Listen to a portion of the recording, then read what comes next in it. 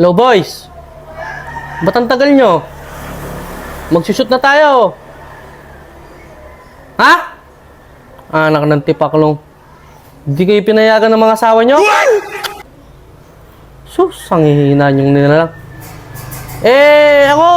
Ako yung batas sa bahay. Pag sinabi ko mag-shoot tayo, walang magagawa yung asawa ko.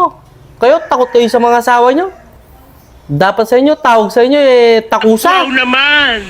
Wow! Bilisan nyo! Wow! Magpaalam kayo! Ako yung mamamalo sa inyo.